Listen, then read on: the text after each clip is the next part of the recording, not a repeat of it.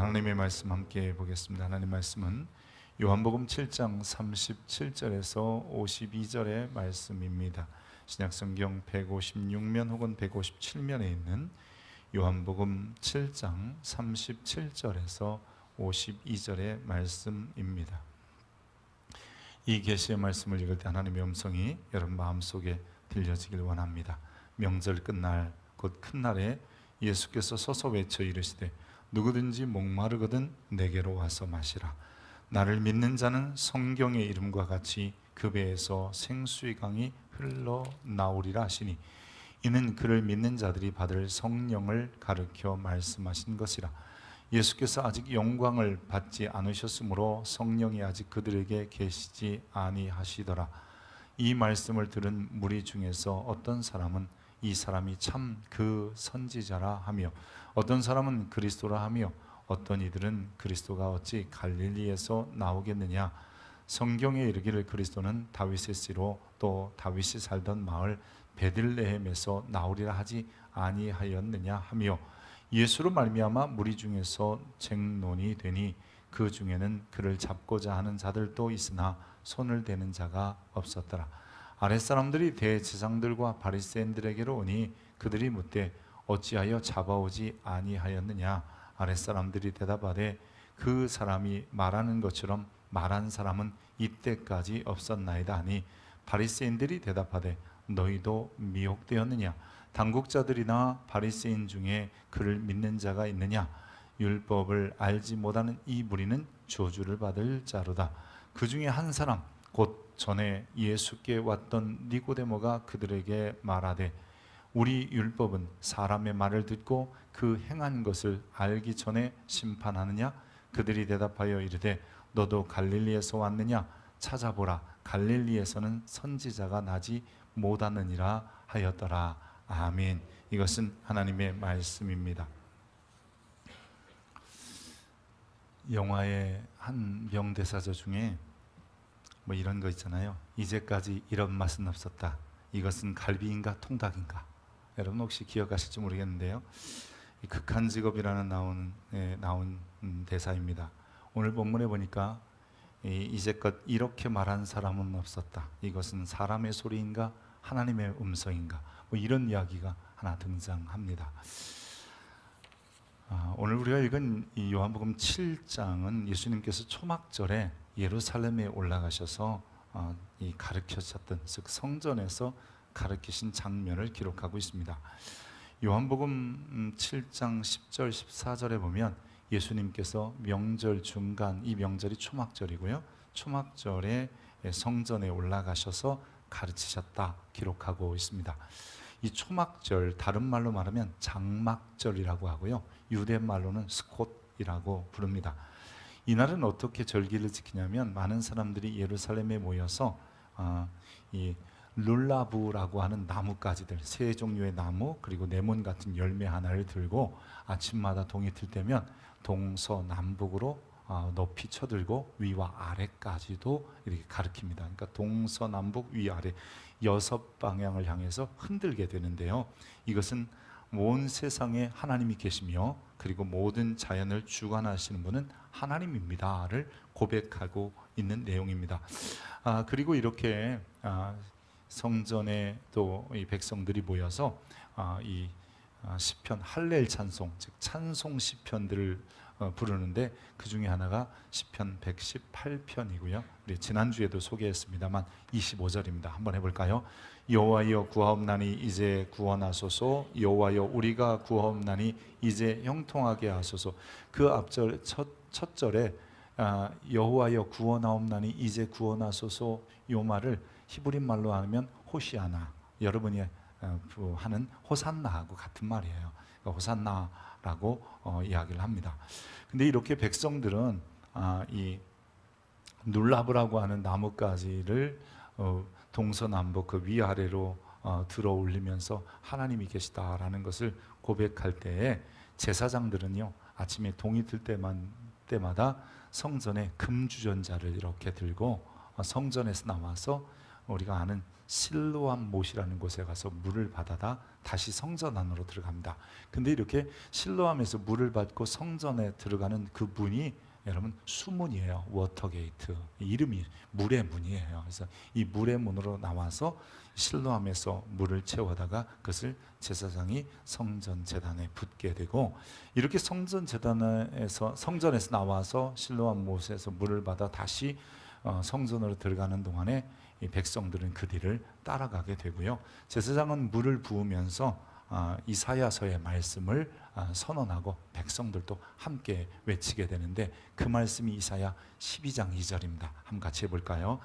보라, 하나님은 나의 구원이시라. 내가 신뢰하고 두려움이 없으리니 주 여호와는 나의 힘이시며 나의 노래시며 나의 구원이심이라. 그러므로 너희가 기쁨으로 구원의 우물들에서 물을 기르리로다. 즉 구원의 하나님을 찬송하는 날이 바로 초막절 수콧이라고 하는 절기입니다. 이 절기는 다른 말로 장막절이라고도 부르는데요, 레위기 23장에 보면 이스라엘 자손에게 말하여 이르라. 일곱째 달 15째 날은 초막절이니. 요즘 우리가 쓰는 태양력으로 보면 9월과 10월 사이에 오고요, 15일부터 22일까지 7일 동안 지키게 됩니다. 그리고 나서 이 7일을 마치는 다음 날, 즉 마지막 날 다시 저들이 함께 모여서 큰 성회로 모이는데, 그것이 오늘 본문에 말하는 명절 마지막 날이라는 의미이고요. 이 날을 유다인들은 여덟째 스미나, 그리고 아ጼ렛 성회 모임, 이래서 스미나 아ጼ렛이라고도 부르기도 하고요. 또 다른 이름은 시마트 토라입니다. 토라의 기쁨 또는 토라의 즐거운 날이다, 이렇게 부르기도 합니다. 이날은 모든 사람들이 모여서 더 큰 명절을 보내는데, 바로 명절 끝날 곧 큰 날에, 이게 바로 이 유대인들이 지내고 있는 스미나 아ጼ레 혹은 시마트 토라의 날, 즉 수콧이 끝나고 그 다음 날 성회로 모이는 그날 주님께서 가르치신 내용입니다. 주님이 뭐라고 하셨냐면요, 누구든지 목마르거든 내게로 와서 마셔라. 나를 믿는 자는 성경의 이름과 같이 그 배에서 생수의 강이 흘러나오리라 라고 가르치셨습니다. 우리나라 사람들은 물 그러면요 별로 이렇게 감동이 없어요. 왜냐하면 물이 너무 흔해서 어디서나 물을 구할 수 있습니다. 근데 지금 이 이스라엘은 물이 흔하지 않는 나라였거든요. 그래서 이 물 얘기하면 사람들 귀가 쫑긋한 거예요. 이 당시에, 예수님 당시에 만약에 개인이 우물을 하나 가지고 있다 그러면요, 우리가 말로 말하면 부자예요. 왜냐하면 우물을 팔아서 물을 팔아서 생계를 유지할 뿐만 아니라 막대한 부를 얻을 수도 있었던 것이에요. 그래서 이 물을 마음껏 마실 수 있다는 것은 저들 생각에는 굉장히 귀 정도가 아니라 가슴에 와닿는 소리였다는 거지요. 이 생수에 대한 예수님의 가르치심은 7장이 처음은 아니잖아요. 우리가 잘 아는 것처럼 4장에 보면 수가성 여인과 만났을 때 내가 생수를 주겠다, 이렇게 말씀하셨습니다. 근데 이 생수가 4장뿐만 아니라 그 이전에 3장에도 등장했다는 것 여러분 아십니까? 3장에 니고데모라는 사람이 밤늦게 예수님을 찾아왔어요. 그때 예수님께서 뭐라고 하셨냐면 이렇게 말씀하셨어요. 니고데모에게 진실로 진실로 내게 이르노니 사람이 물과 성령으로 나지 아니하면 하나님 나라에 들어갈 수 없다. 이 물과 성령에서 이미 물에 대한 이야기를 언급하고 계셨던 것이지요. 니고데모가 처음에 이 소리를 들었을 때는 대체 물이 뭐야? 또 성령이 뭐야? 저와 여러분들도 종종 물은 말씀이고 성령은 영이다, 하나님의 영이다, 이렇게 생각하고 계시는 분들도 있습니다만, 오늘 조금만 그 마음 내려놓고요, 요한복음에서 말하고 싶은 내용이 뭔지를 좀 찾아보자고요. 어쨌든 이 니고데모는 이 물과 성령이 궁금하던 차에 이 초막절이 이르렀고, 그때 예수님께서 성전에서 가르치는 소리를 듣게 되는 겁니다.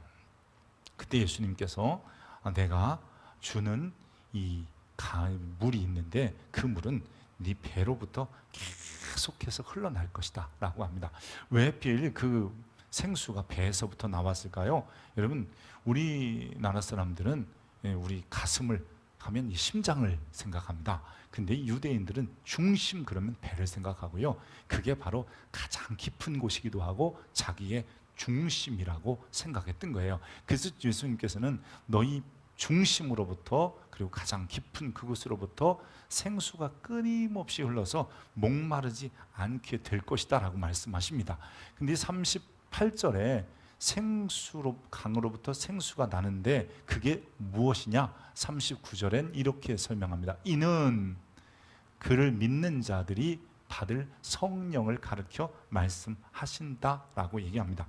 즉 주님께서 주시고자 하시는 이 생수, 즉 우리의 속으로부터 깊은 곳으로부터 나오는 그 생수를 이 성령이라고 말씀하고 계시는 겁니다.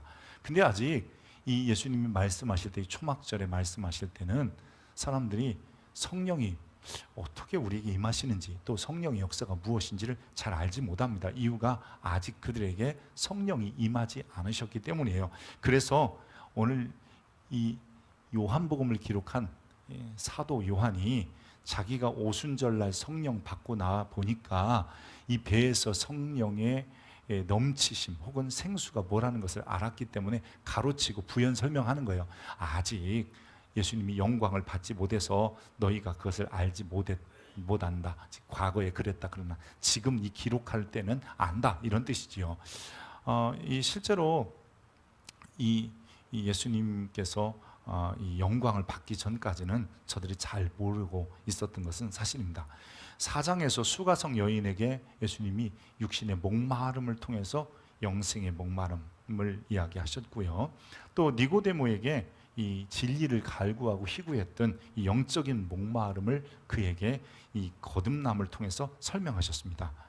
근데 이 니고데모가 처음엔 알지 못했던 것이죠. 3장으로 잠시 돌아보면 물과 성령이라고 했잖아요. 이것을 여러분 지금 7장과 연결해서 보면 이 물과 성령은 다른 것이 아니라 같은 것임을 알 수 있습니다. 왜냐하면 유대인들의 언어 구조가 그래요. 유대인들은요 똑같은 말을 여러 번 반복하는 걸 싫어합니다. 특별히 and, 카이라고 하는 그래서 그리고 이런 표현을 쓰면서 이 똑같은 것을 같이 말하기는 싫어합니다. 그래서 유대인들은요 비슷한 언어를 2번 연속, 즉 다른 것으로 쓰되 그것을 통해서 강조를 하게 돼요. 예를 들어 우리가 어떻게 만들어졌나, 하나님의 모양과 하나님의 형상으로 만들어졌다. 그 모양 따로 형상 따로가 아니라 같은 의미인 거예요. 그러니까 오늘 물과 성령이라고 하는 것도 같은 거예요. 그래서 오늘 주님께서 내가 생수를 줄 건데 그러면서 39절에 뭐라고 말씀하냐면 그 생수는 성령을 가리킨다라고 하잖아요.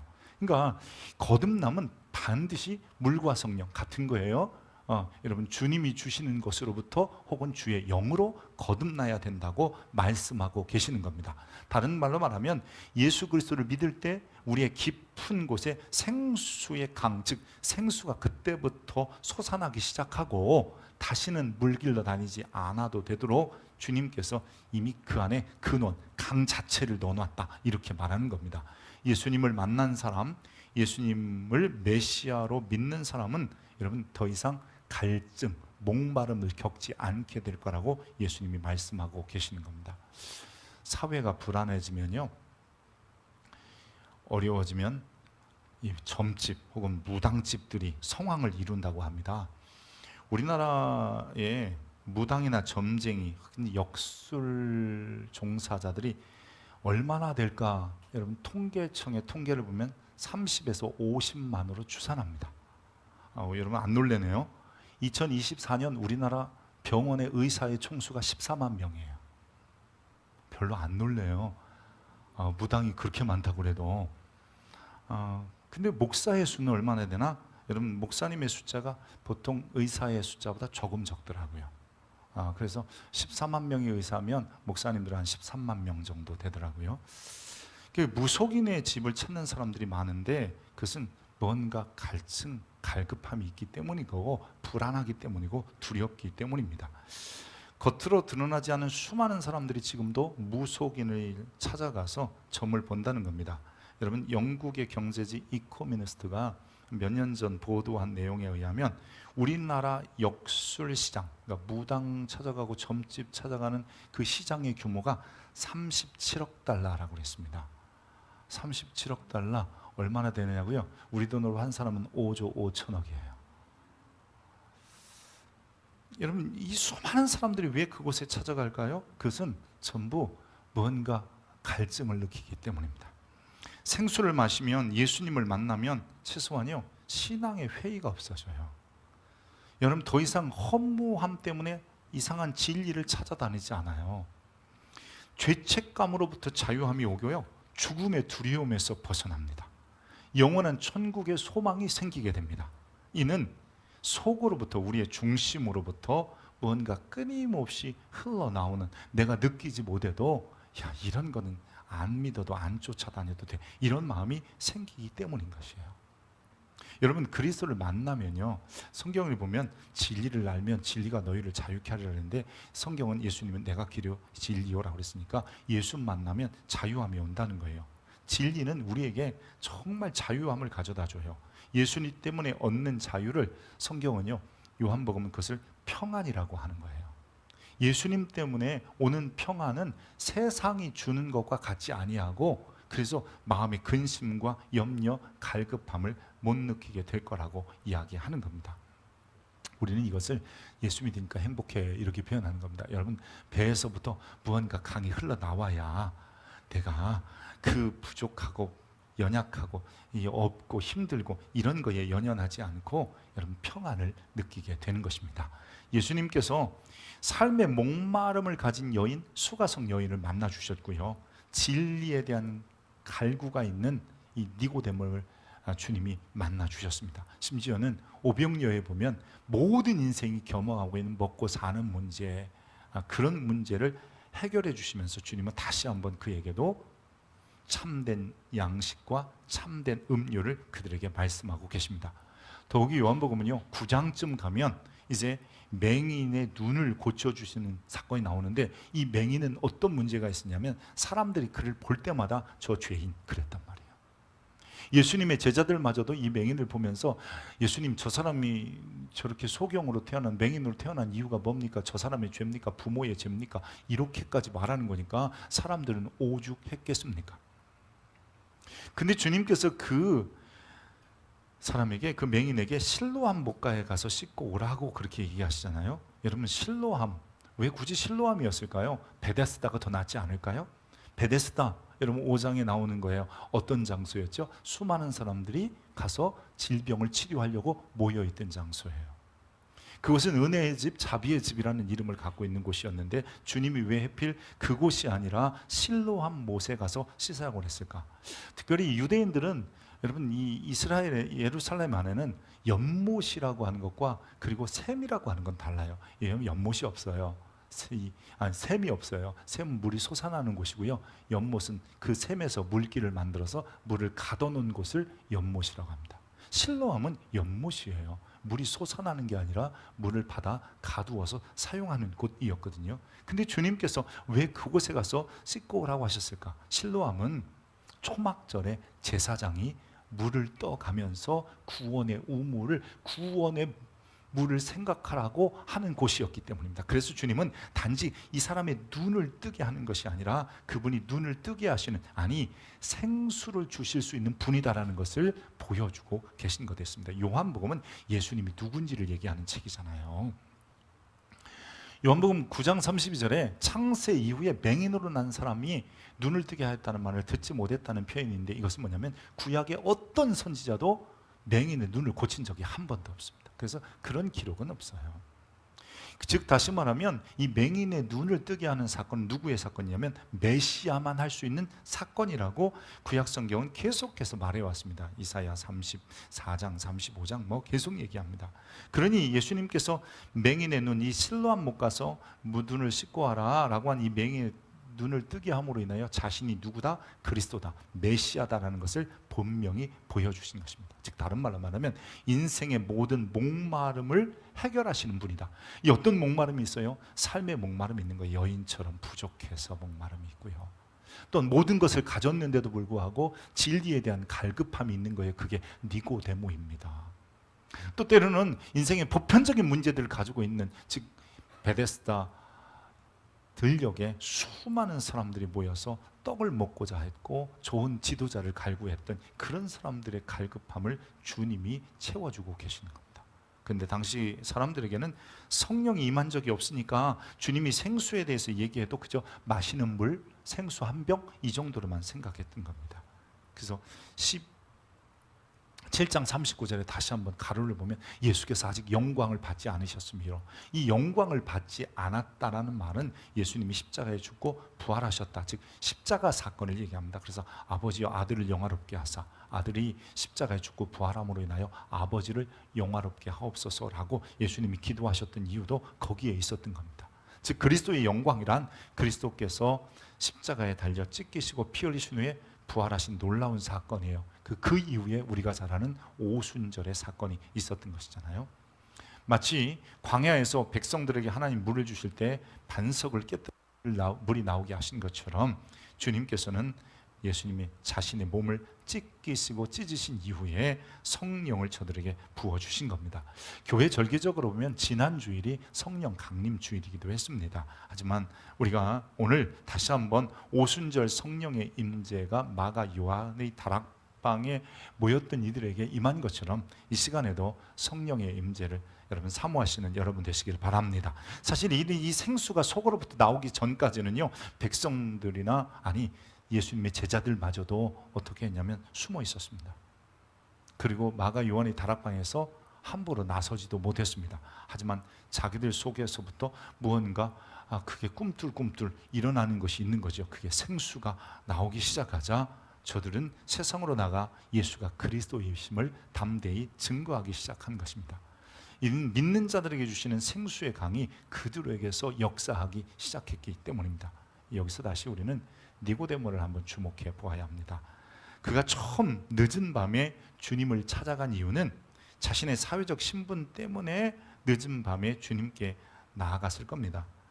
근데 그가 나갔던 이유가 뭐냐면 이런 겁니다. 내가 사회적 신분도 있고 부도 가졌고 그리고 많은 사람들에게 존경도 받는데 내게 무언가 모르는 이 갈급함이 있다는 겁니다.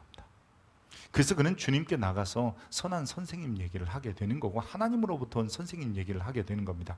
근데 주님께서 그에게 물과 성령으로 거듭남에 대해서 말씀하십니다. 그리고 잠시 시간이 지나고 잃어버리고 있다가 지금 초막절 중간에 주님께서 가르치시는데 그 가르침의 메시지가 누구든지 목마르거든 내게서 와서 마시라, 이 니고데모가 다시 한번 정신이 번쩍 들었던 것이죠. 이로 인해 모인 사람들은 논쟁이 시작됐습니다. 그가 참 선지자냐 그리스도냐. 아니 그리스도가 어떻게 갈릴리에서 나와? 왜냐하면 예수님이 나사렛 사람이었잖아요. 당시에는 사람의 성이 없어서 지역 이름을 붙여서 이름을 불러야 그 사람의 아이덴티티, 그 정체성이 나오니까 나사렛 예수라고 부르기 시작했던 거예요. 참 많은 사람들이 그 선지자다 그리스도다 어떻게 나오겠느냐, 아니 갈릴리에서 나오는 게 아니라 베들레헴에서 나와야 되지 않아? 라고 이야기를 합니다. 네, 여러분, 이미 주님이 그리스도냐 이 문제 때문에 많은 사람들이 예수님이 이상하다라고 생각도 했고요. 또 어떤 이들은 즉 바리새인이나 또 서기관 대제사장들은 예수님을 죽이고자 하기도 했습니다. 그때 여러분 사람들이 예수님을 잡아오라고 즉 대제사장과 바리새인 또 서기관들이 보냈는데 그들이 못 잡았고 그냥 온 거예요. 와서 아니 왜 안 잡아왔어? 그랬더니 그거 얘기한 거잖아요. 이제까지 이런 말을 한 사람은 없었다. 이것은 사람의 소리인가 하나님의 음성인가 뭐 이런 거예요. 그러니까 이 대제사장과 바리새인들이 뭐라 그러냐면 야 너희도 미혹되냐? 지금 바리새인 중이나 당국자들 중에 예수 따르는 사람이 한 사람들은 있더냐? 라고 얘기합니다. 그러나 있었습니다. 그게 바로 니고데모지요. 그때 니고데모가 드디어 나섭니다. 섣부른 판단을 하지 마십시오. 니고데모는 지금까지 묵묵히 있다가 지금 물과 성령의 소리를 듣고 예수님의 가르침을 듣고 자기 속으로부터 무언가 나오기 시작하는 것을 느끼기 시작한 거예요. 그래서 그는 당당하게 말합니다. 이렇게 말합니다. 그 중에 한 사람, 전에 예수께 왔던 니고데모가 그들에게 말하되, 우리 율법은 사람의 말을 듣고 그가 행한 것을 알기 전에, 그러니까 주변 사람들 얘기만 듣고 그가 진짜인지 가짜냐 판단하기 전에 심판하서는 안 된다라고 얘기합니다. 니고데모는 그가, 즉 예수님이 그리스도일 것이라는 그런 막연한 마음들이 막 일기 시작합니다. 처음에는 몰랐는데 이 초막절 사건을 통해서 그 마음이 들게 되고요, 결국 니고데모가 다시 한번 등장합니다. 그게 여러분 19장 39절입니다. 일찍이 예수께 밤에 찾아왔다. 그 니고데모는요, 굳이 이렇게 표현해요. 밤에 왔던 니고데모, 이렇게 표현하는 겁니다. 그가 아리마대 사람 요셉과 함께 예수님의 장례를 치르고 있는 겁니다. 처음에 니고데모는 예수님을 만나러 가기 전에 자기 생각 속에는 이 하나님이 보내신 선생님, 하나님께로부터 온 선생님 정도라고 생각했습니다. 그러던 그가 주님께서 말씀하시는, 즉 이 초막절에 가르치시는 말씀을 듣고 주님을 두 번째 만나고, 그리고 그 안에서 자기의 심경의 변화를 일으키기 시작하는 겁니다. 이때까지만 해도 산헤드린 공회원으로서 공개적으로 자신을 드러낼 수도 없었고 자신이 예수님의 제자라고 말할 수도 없었는데, 그랬던 그가 이제 예수님을 그리스도, 그리고 그분이 다윗의 씨로 오시는 분, 뭐 이런 소리가 점점 마음에 들어가기 시작하더니 결국 아리마대 요셉과 함께 예수님의 시신을 당당히 내어달라 하면서 밝은 대낮에 장사를 지내게 되는 것입니다. 사랑하는 성도 여러분, 우리의 신앙은 단지 하나님으로부터 무엇을 얻어내고 내 삶의 현안들을 해결받는 데 있지 않다는 겁니다. 우리의 신앙은 예수님이 누군지를 점점 깊이 알아가면서 그분에 대한 신뢰, 즉 믿음을 갖는 데 있습니다. 바로 거기로부터 오히려 우리의 문제들이 해결되고 우리의 기도가 응답되고 우리의 현안들이 해결되는 겁니다. 그 선지자냐, 그리스도냐, 갈릴리에서 그리스도가 날 수 있느냐, 베들레헴에서 나와야 되지 않느냐, 이런 논쟁에 더 이상 빠지지 말고 우리는 그냥 확실히 예수를 그리스도라고 믿으십시오. 그분만이 유일한 구원자이시며 우리에게 우리 속으로부터, 우리 중심으로부터 무언가 변화를 일으키는 물이 속으로부터 나오게 하시는 분임을 믿기를 바랍니다. 오늘 우리가 그 예수님을 믿으면 그분이 생수의 근원이 되어주셔서, 아니 그분이 우리에게 성령을 주셔서 그 성령으로 말미암아 우리는 끊임없이 생수를 경험하게 됩니다. 우리가 아직까지 요한복음 7장 공부하고 있어요. 요한복음은요 21장까지 있습니다. 그러니까 3분의 1 한 겁니다. 그래서 아직 성령에 대해서 다 몰라도 괜찮아요. 왜냐하면 오늘 본문에도 아직 몰랐더라 그런 거잖아요. 요한복음의 성령에 관한 이야기를 하려면 14장, 16장 정도 가야 여러분들이 예수님이 말씀하시는 성령이 어떤 분이다를 알게 됩니다. 그러나 최소한 믿는 자에게 주시는 생수의 강, 믿는 자들은 속으로부터 아직은 잘 몰라도 니고데모처럼 처음은 잘 몰랐어도 꿈틀꿈틀 올라오는 무엇이 있다는 거예요. 그게 바로 성령이 주시는 생수라고 하는 겁니다. 오늘 우리는 친히 생수이시며 생수의 강을 우리 속에 넣어주셔서 우리로부터 주님을 발견케 하시는 예수님을 만나야 합니다. 그래야만이 우리 인생에 있어서 그렇게 고민하고 있는, 즉 없어서 부족해서 고민하는 그 갈급함도 해결하시고, 오히려 많고 충분한데도 그 사람이 느끼는 갈급함도 주님은 해결하시며, 보편적인 사람들이 갖고 있는 먹고 사는 문제, 그리고 인생의 고민들까지도 주님은 해결하시는 해결자, 즉 갈증을 해결해 주시는 생수의 강으로 만나게 되기 때문입니다. 아멘입니까? 최소한 여러분 오늘 이 시간에 그분이 그것을 주실 거라는 믿음만은 가지십시오. 그 성령이 어떻게 우리 안에 역사하실 것이며 어떻게 우리를 변화시킬 거, 이건 잘 몰라도 됩니다. 아직 7장이니까. 그러나 우리가 계속해서 주의를 통해서 이 요한복음을 배워가면서 말씀을 들으면서 최소한 그분이 우리 안에 생수의 강을 주신다, 믿는 자에게 주실 성령을 가르칩니다 그랬다면 내가 믿을 때 주님이 주실 거라고 기억하시기 바랍니다. 여러분 이사야 58장에 보면 여호와가 너를 항상 인도하여 메마른 곳에서도 내 영혼을 만족하게 하며 내 뼈를 견고하게 하리니 너는 물된 동산 같겠고 물이 끊어지 않는 샘 같을 것이라 하셨습니다. 아멘입니까? 여러분, 지금은 내 인생이 연못 같아요. 받아서만 살 수 있을 것 같아요. 근데 이제부터는 주님 뭐라 그러냐면 생수의 강을 내 속에 둔다는 말은 샘처럼 솟아나는 것이 있을 거라고 말씀하시는 겁니다. 그리고 주님께서는 마침내 그 생수의 강이 영원히 마르지 않는 그곳으로 우리를 인도하실 겁니다. 이는 보좌 가운데 계신 어린 양이 그들의 목자가 되사 생명수 샘으로 인도하시고 하나님께서 그들의 눈에서 모든 눈물을 씻어주실 것입니다. 여러분, 그날이 오게 될 겁니다. 오늘 우리는 최소한 이 믿음을 가지면 돼요. 예수님이 내 안에 생수가 되신다.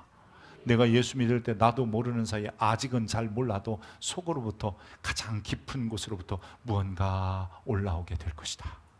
그건 욱하는 감정도 아니고요, 아니면 무슨 특별한 뜨거움이란 얘기가 아니라 성령의 역사를 이야기하는 거예요. 아직은 몰라도 최소한 믿을 때 주의 영이 내 안에, 아직은 몰라도 내가 믿을 때 주의 영이 내 안에 계심을 기억하시길 바랍니다. 기도하겠습니다. 좋으신 아버지 하나님, 오늘 예수님께서 누구든지 인생의 목마름이 있고 또 때로는 부유하고 넉넉해도 가진 갈증을 가지고 있고 모든 사람이 갖고 있는 고난과 고통과 먹고 사는 문제에 어려움이 있어도 내게로 와라. 그러면 내 속으로부터 나오는, 그래서 그 모든 삶 가운데 견뎌가고 살아갈 수 있는 힘이 생길 거라고 하셨음을 우리가 믿게 하여 주옵소서. 그래서 주님을 믿을 때 주의 영이 우리 속에 오셔서 더 이상 갈급해하지 아니하며, 더 이상 두려워하지 아니하며, 더 이상 염려하지 아니하며, 더 이상 세상에 눌리지 아니하며 살아가는 주의 백성들 되게 하여 주옵소서. 믿을 때 주시는 성령, 믿을 때 주시는 생수의 강이 우리 안에 이미 왔음을, 또 이루어졌음을 고백합니다. 예수 그리스도의 이름으로 기도합니다. 아멘.